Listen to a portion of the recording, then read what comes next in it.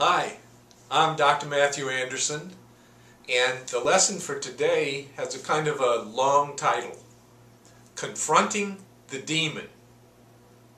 Confronting, managing, and healing your inner critic. Your inner critic. Now this is a complicated subject, so today is part one. Part one. It's too complicated to do in just 5 minutes. I want to start with a story, a true story about me. About 20 years ago or so, I was sitting in my office. I had a couple hours break and I was doing my own inner work, working in my journal. And I decided to try an experiment that I had given consideration to for a while, but I was finally ready to try it. And so I took a piece of paper in the journal and drew a line right down the middle of it.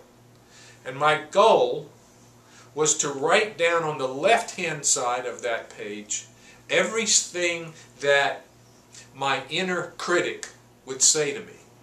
All the nasty, critical, put-down, perfectionistic, hurtful, crappy things it would say. Then on the right-hand side, I was going to write down rebuttal. I was going to dialogue and fight with this part to see how I could maybe break it loose and begin to shatter some of its hold on me. So I started to write on the left-hand side. And it was just painfully incredible to me, the junk that came out of me and went on that page on the left-hand side. It was vile. It was sickening. It was truly terrible for me.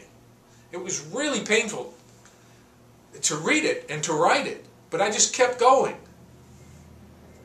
And I wrote and I wrote, and all of a sudden I realized I had put nothing down on the right-hand side of the page. For 3 full pages, all I had was all this nasty stuff this inner critic was saying to me about me. And on the right-hand side, I had 0 rebuttal.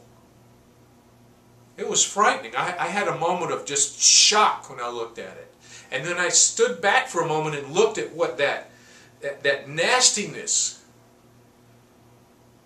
And for just a second, I had the experience that if I had lived 300 years before, that I would have thought I was talking to a demon.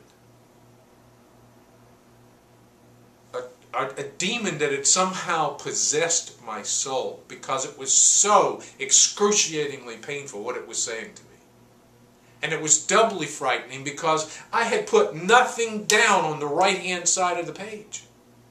Until the bottom of the 3rd page, I put stop. And I put down the piece of paper and I had this feeling that the hairs on the back of my neck stood up and on my arms. It was almost like I was in the presence of some kind of entity. Now I'm not saying it was a true entity. I'm not talking psychically here. I'm saying that I encountered something within my own body, within my own mind and soul that was totally committed to my self-destruction. It was a frightening moment. And I decided that day, I decided in those moments that I could not live my life, the rest of my life, with that kind of energy just running rampant inside of me. And maybe it sounds dramatic to you. It didn't sound dramatic to me in the moment, but I decided if I could not deal with that, I was going to kill myself. It would just totally destroy the quality and the possibilities of my life. And so I decided at that moment I had to confront it. That I had to learn whatever it took to deal with that critical voice. That demonic, destructive, even evil kind of voice that was going on inside of me and telling me all kinds of horrible things about myself. And I believe that it was on that day, that very day, a little over 20 years ago, that I finally began to turn the corner and go in the other direction. It's like I'd been going down this long, long, long road that was getting darker and darker and darker. And finally, I stopped and I said, there's just too much darkness here. There's too much. I've got to go back towards the light. So I turned around. I had a long way to go. But I was now headed towards the light. And it started. And that's a piece of the lesson that I think is really important for you to think about today. It started when I confronted the voice. And I saw what it was really saying. It takes a lot of courage for most of us to do that because we don't want to really put it down on paper and face how terrible it is. That thing inside of our heads that is talking to us so nasty. But that, my friends, is the beginning of your power. It's the beginning of turning towards the light. It is the beginning of the healing process. And I began to walk that road from that point on, closer and closer to managing it. I started to recognize it when it came up in my life, when it popped up in my head, when it started to take something I had done and just beat me up with it.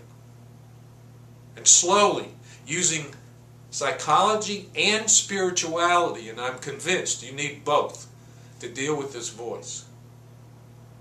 Here I am 20 years later. It cannot do that to me anymore. It cannot destroy me anymore. I know it when it comes up. I'm at the point now where that voice may pop up every once in a while, and basically what I say is, thank you for sharing. Now go suck on a lemon or something. So I'm going to do more than one of these. I want you to think about beginning to name and face your own inner demon. And start turning around towards the light. God bless you.